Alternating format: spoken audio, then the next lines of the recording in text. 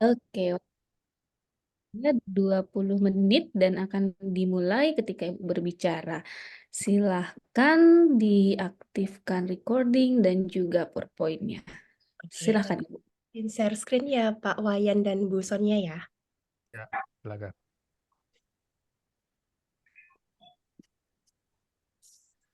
Apakah sudah terlihat Bapak Ibu?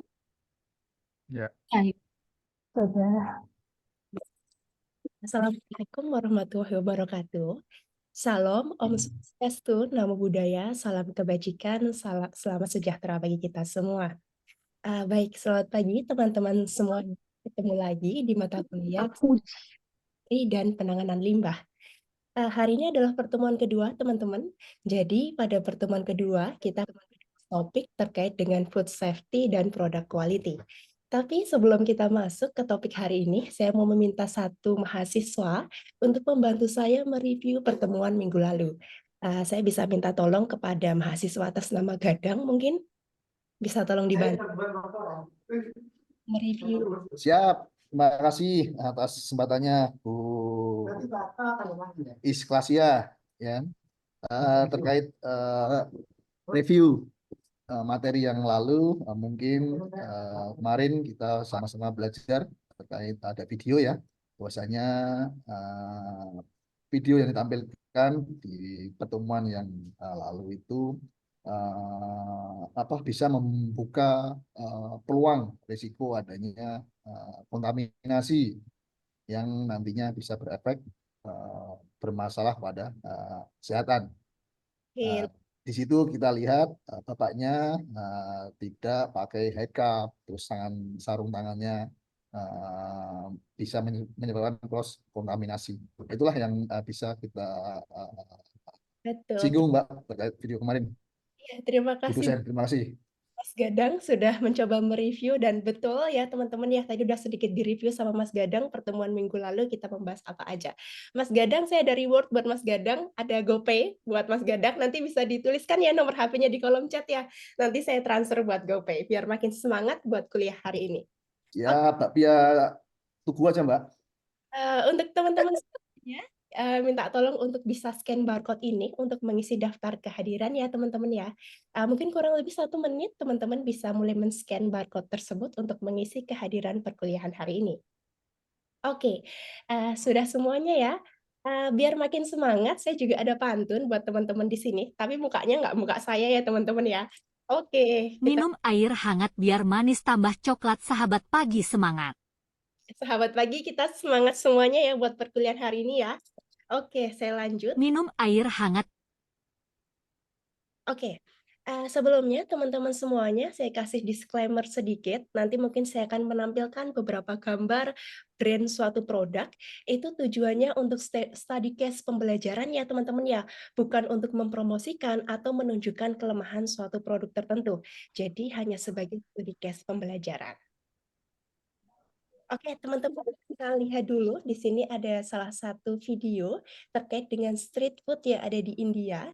Teman-teman semoga mampu untuk melihat ya. Kalau nggak mampu untuk melihat bisa ditutup matanya, tapi jangan sampai ketiduran ya teman-teman ya. Nanti saya minta tolong teman-teman belajar dari case ini. Coba diambil menurut teman-teman terkait dengan video tersebut. Sudah ya?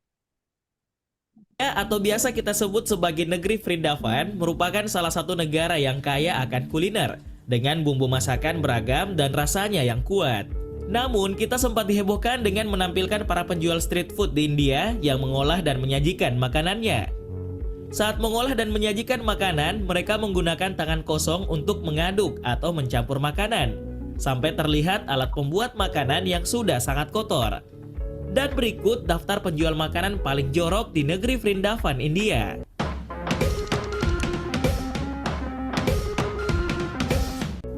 Jalmuri. Salah satu penjual makanan paling jorok di negeri Vrindavan, India adalah penjual jalmuri, yakni jajanan India yang disajikan dengan cara diaduk-aduk dengan tangan kosong. Sejauh ini, setiap negara di dunia tentunya mempunyai tradisi yang berbeda hingga mempunyai kuliner yang berbeda pula, tidak terkecuali India. Kuliner India memang memiliki kemiripan dengan negara-negara tetangganya, terutama dalam hal cita rasa yang kaya akan rempah. Salah satu kuliner yang sering dan gampang dicari saat kita berada di India adalah jalmuri. Jalmuri merupakan cemilan jalanan Bengali yang sangat populer, terbuat dari nasi kembung dan bermacam-macam rempah-rempah. Baik, sudah ditayangkan tadi videonya. Saya boleh minta tolong salah satu mahasiswa untuk memberikan pendapat terkait dengan video tersebut, terutama berkaitan dengan sanitasi dan juga keamanan pangan. Saya boleh minta tolong salah satu mahasiswa?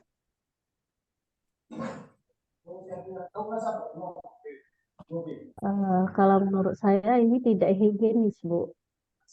Kalau dia harus dihubungkan dengan sanitasi dan pangan. Jadi ini bisa ada dampaknya nanti.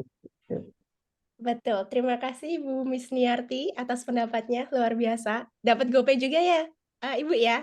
Oke, jadi betul sekali, tadi kita lihat di video tersebut sudah disampaikan oleh salah satu mahasiswa, bahwa tentunya video ini mereka yang berjualan di India tidak menerapkan proses sanitasi dan hygiene yang benar. Dilihat dari mana? Dari tidak memakai hair cup, tidak memakai sarung tangan, bahkan tidak memakai baju. Hal ini tentunya yang bisa menyebabkan cross kontaminasi. Efeknya kemana? Sampai bisa ke kesehatan, seperti mual, muntah, hingga diare. Baik, teman-teman semuanya, tujuan dari pembelajaran ini diharapkan setelah pembelajaran ini mahasiswa mampu untuk menganalisis pentingnya food safety dan juga product quality. Dan juga diharapkan mahasiswa mampu untuk mengidentifikasi jenis-jenis hazard atau cemaran pada bahan pangan. Oke, Bapak Ibu, biar makin semangat kita ice breaking dulu ya. Saya minta tolong mic-nya di-on-kan semuanya dulu, boleh? Mic-nya di-on-kan ya, Bapak, teman-teman semuanya ya. Oke, sudah di-on-kan, saya pengen teman-teman semuanya untuk menyebutkan warna yang teman-teman lihat secara cepat. Nanti akan saya coba slideshow secara cepat. Mohon untuk disebutkan warnanya secara cepat juga. Teman-teman udah siap? Sudah? Ya, Bu. Sudah ya. 1, 2, 3. Iya, belum ada yang menjawab. Biru, Biru. merah, Biru. biru, merah, Merah. kuning, Kuning. merah, Merah. Kuning. merah, Merah. abu-abu, Oke, luar biasa sekali. Semangat ya sepertinya ya. Dan udah mulai fokus lagi untuk pembelajaran. Terima kasih teman-teman semuanya. Semoga makin konsentrasi juga untuk materi kita hari ini. Oke, teman-teman semuanya, di sini ada pretest. Teman-teman saya minta tolong untuk scan barcode-nya atau dimasukkan kodenya 7668549. Teman-teman bisa tolong memasukkan kode itu pada joinmyquiz.com. Sudah? Sudah dimasukkan, teman-teman? Tadi bisa dimasukkan ya kodenya 7668549. Teman-teman bisa join untuk mengerjakan kuis ini.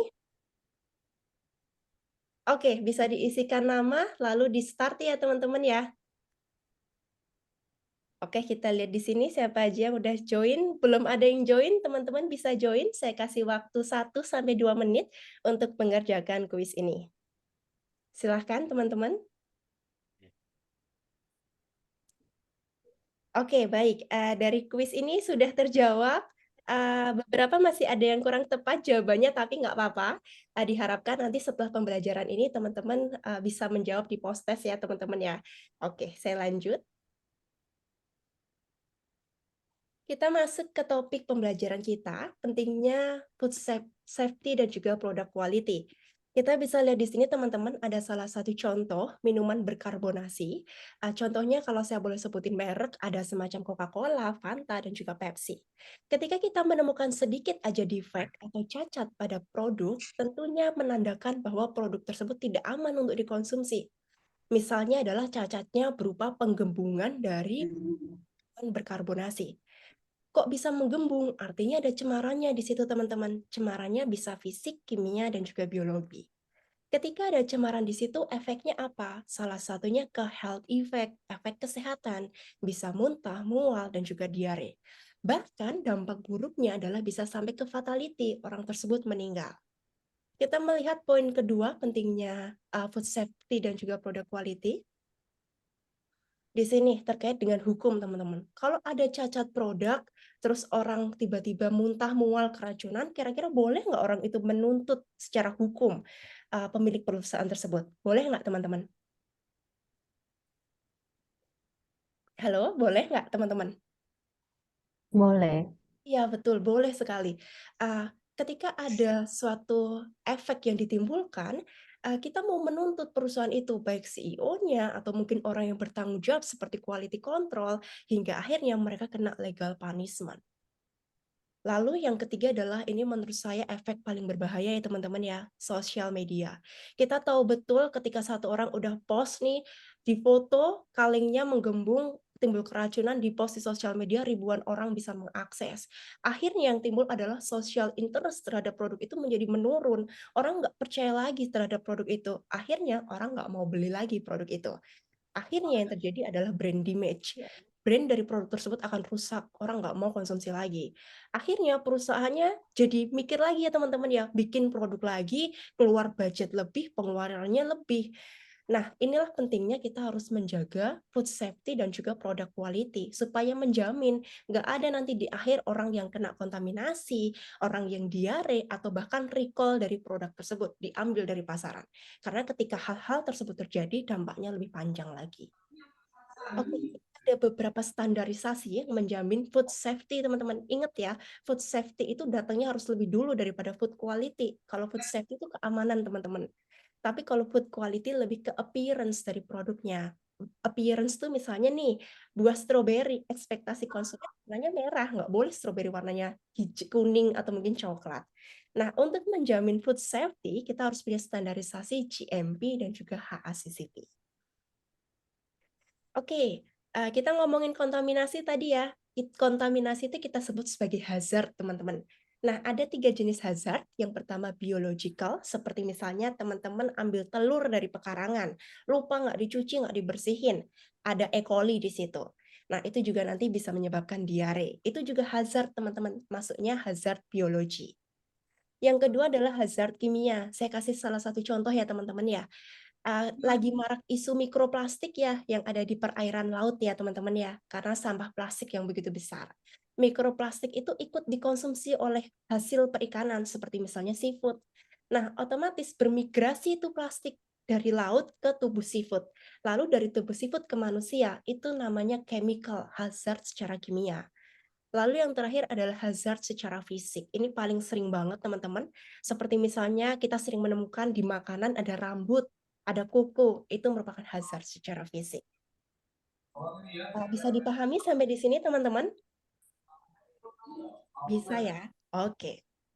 Ini ada beberapa bukti bahwa sering banget kita menemukan adanya hazard pada produk makanan.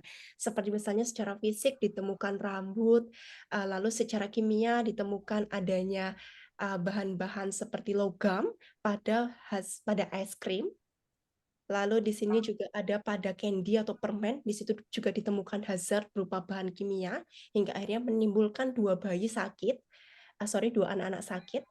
Lalu juga ada kontaminasi dari logam kadmium. Ini ternyata banyak banget kita temukan dalam kehidupan sehari-hari, kontaminasi produk makanan baik secara fisik, kimia maupun biologi. Oke, teman-teman, karena saya rasa udah paham semuanya, saya pengen membagi kelompok untuk teman-teman. Di sini nanti saya minta tolong teman-teman untuk menemukan kasus kerusakan atau kontaminasi produk makanan dalam kehidupan sehari-hari. Misalnya dulu waktu saya kecil nih, saya sering banget melihat banyak anak-anak kecil yang jajan tuh keracunan. Nah, silakan teman-teman menemukan kasus tersebut, lalu jelaskan terkait dengan hazardnya apa aja. Bagaimana hazard tersebut dapat mengkontaminasi produk makanan dan akibatnya apa. Nah, tugasnya apa? Teman-teman membuat PowerPoint cukup 1 slide aja sama video ilustrasi. Tapi videonya kita kumpulkan minggu depan. Oke, buat kelompoknya saya coba bagi ya teman-teman ya. Coba di sini saya bagi untuk kelompoknya. Oke.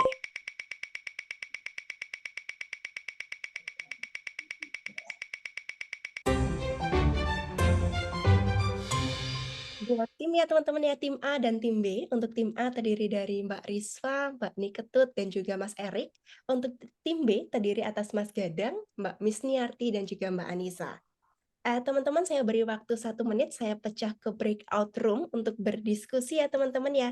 Silahkan teman-teman pecah ke breakout room, saya pecah teman-teman berdiskusi. Saya kasih waktu kurang lebih 1-2 menit untuk mengerjakan tugas tersebut.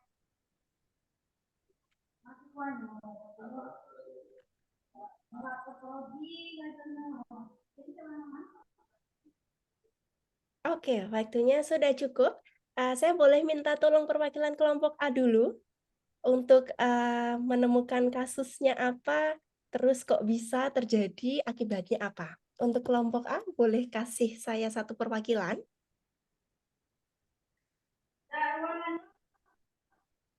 Kelompok A tadi ada Mas Erik, mungkin bisa tolong bantu saya? Ya, Iya, Mas Erik tolong bantu saya. Tadi kan udah diskusi kelompok ya. Apakah pernah menemukan kasus kontaminasi pada produk makanan, Mas Erik? terima kasih Bu Asia. Pertama, saya sendiri ya mengalami baru 3 hari yang kemarin saya mau beli makanan untuk anak, dan karena kebiasaan makan wafer coklat ya, Ya. satu sudah termakan tapi belum masuk expire, yang satu lagi sudah saya sendiri yang termakan, itu yang sudah expired. Saya lihat rasanya emang nggak, rasanya apa, kondisinya biasanya kan kalau makanan-makanan ringan itu kan bungkusannya eh, kedap udara ya, ada udara. Ini habis kedap udaranya itu, dan saya rasa apek, apek rasanya apek. Nah, karena saya makan ya sudah nggak apa-apa. Tapi kalau anak saya makan, mungkin saya ke warung itu langsung. Gitu. Itu kejadian yang sering, bukan sering ya, terkadang-kadang terjadi. Mm-mm. Oke. Tapi Mas Erik menemukan ada logo expired date-nya memang sudah terlewat ya Mas Erik ya? Sudah baru lewat 1 minggu, 1 minggu. Udah 1 minggu ya Mas Erik ya, oke. Saya yang makan. Iya, tapi nggak ada efek yang ditimbulkan ya Mas Erik ya, berarti ya? Untung saya bugar sehat. Oke, nah untungnya Mas Erik punya daya tahan tubuh yang bagus, hingga akhirnya tubuhnya nggak kenapa-napa gitu ya Mas Erik ya? Oke, Ya. bagus. Terima kasih untuk kelompok A yang diwakili oleh Mas Erik. Kita masuk ke tim B. Boleh salah satu mewakili untuk tim B? Tadi tim B ada Mas Gadang, ada Mbak Misniarti, sama Mbak Anissa. Mungkin Mbak Misniarti boleh bantu saya untuk mewakili teman-temannya di kelompok. Oke. Eh, Produk yang pernah kita temui kalau kita di kesehatan anak itu pernah ketemu susu. Susu ini kan dia, apalagi susu yang produknya cair. Itu cair untuk expired date-nya itu sangat sangat cepat. Jadi itu pernah terjadi pada tetangga saya. Kebetulan dia membeli susunya di warung. Dia tidak membaca sehingga terjadi apa yang akan terjadi, dia diminum susu oleh 2 anak dengan usia yang mirip, tapi satu anaknya memang lebih kecil, itu menyebabkan anaknya diare, sedangkan yang agak besar itu tidak. Seperti itu, Bu. Oke, berarti sama kasusnya ya Mbak Misniarti ya, yaitu expired date-nya sudah terlewat begitu ya? Oke, tapi saya memberi catatan satu untuk tim yang pertama tadi, ketika expired date-nya sudah lewat, lalu tadi menyampaikan bahwa kayaknya udah kebuka sedikit gitu bungkusnya ya, sampai akhirnya nggak kedap udara lagi. Artinya ada kontaminasi yang mungkin timbul di situ. Tadi kan saya bilang nih ada kontaminasi fisik, mikrobiologi, dan kimia. Kira-kira yang mana ini? Tadi dari tim satu dulu, kira-kira kalau suruh milih dari 3 ini yang mana kira-kira Mas Erik? Fisik, Kontaminasi kimia, fisik. biologi. Fisik, Ulang lagi Bu. kontaminasi Ada fisik, berapa? fisik, kimia, dan biologi. Kira-kira yang mana Mas Erik? Biologi Bu. Biologi, betul sekali jawabannya biologi. Kenapa? Karena ketika terbuka itu kemasannya, artinya ada kadar air yang masuk, kadar airnya meningkat. Kadar air ini merupakan suatu media untuk pertumbuhan mikroorganisme. Oleh sebab itu, kemungkinan kontaminasinya adalah kontaminasi secara biologi. Teman-teman sudah paham ya melalui studi kasus ini ya teman-teman ya? Oke, saya lanjut. Teman-teman tadi sudah berdiskusi, lalu juga sudah menyampaikan pendapatnya, sudah menyampaikan, kita sudah evaluasi juga. Saya mau minta tolong kepada teman-teman untuk memberikan penilaian untuk teman-teman lainnya, terutama dalam satu tim. Ini ada elemen yang dinilai: persiapan, pendahuluan, penyajian materi, tanya jawab, waktu, kerjasama, penutup, dan juga materi presentasi. Di sini ada kriteria penilaiannya, ada subpoinnya. Saya ambil contoh misalnya kalau secara tanya jawab mampu untuk menjawab, poin maksimalnya 5. Jadi saya minta tolong teman-teman untuk memberikan poin untuk teman-teman satu kelompoknya ya. Saya beri waktu kurang lebih 1-2 menit. Teman sudah memberikan evaluasi satu sama lain. Tibalah kita di akhir perkuliahan, teman-teman. Tadi kan tujuan kita ada 2 ya teman-teman ya yang ingin kita capai. Yang pertama adalah mengevaluasi pentingnya food safety dan juga product quality. Yang kedua, mampu menjelaskan jenis-jenis hazard. Oleh sebab itu, untuk membuktikan nih kita benar-benar mencapai pembelajaran tersebut atau enggak, boleh ya salah satu menyampaikan kepada saya refleksi dari 2 tujuan yang ingin kita capai ini. Iya, Ibu, mohon maaf waktunya sudah habis. Terima kasih teman-teman semuanya. Dari sini nanti akan ada post test, saya akan post di Google Classroom teman-teman, dan juga untuk tugasnya jangan lupa ya untuk video survei. Terima kasih semuanya, ketemu lagi di perkuliahan minggu depan. Baik, terima kasih Ibu Islasia. Langsung saja saya serahkan kepada Pak Wayan. Silakan Pak. Terima kasih Bu Sonia. Bu Ikhlas. Nah, saya ingin komentar dari teman-teman yang mengamati Bu Ikhlas ya dulu ya. Kira-kira bagaimana apa Ibu mengkritisi, menilai penampilan dari Bu Ikhlas? Mungkin siapa? Pak Erik ya, Pak Erik silakan. Ya, terima kasih Pak Wayan sebagai pembimbing kegiatan diskusi tentang materi kita hari ini. Terkait pada materi Ibu, siapa tadi Ibu? Agak susahnya. Ikhlas. Ikhlas. Ya, ya, walaupun pada materi itu cukup lumayan baik di presentasi, tapi bagusnya ada beberapa hal yang diperhatikan seperti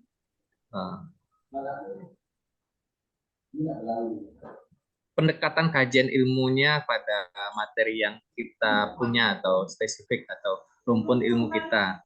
Tapi saya nggak tahu ya, Ibu dari program studi apa dan dari mana, dan itu karena kita belum terlalu ada pendekatan. Ini grup kita yang baru, karena grup yang pertama mungkin udah cukup bagus dekat, kami diskusi sering terjadi, dan itu paling itu saran masukan saya.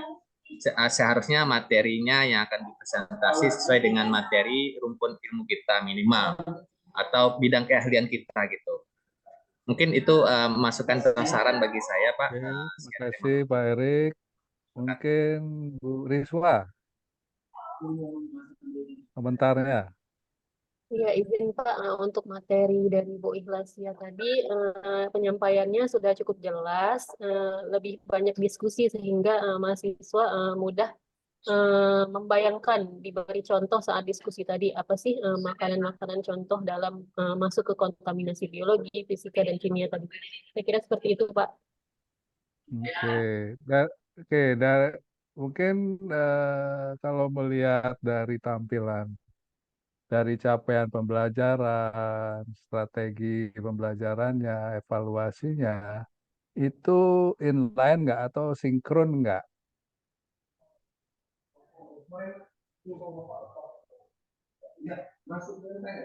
Pak Gadang, Pak Gadang, Pak Gadang. Dengar suara saya Pak Gadang? Halo Pak Gadang?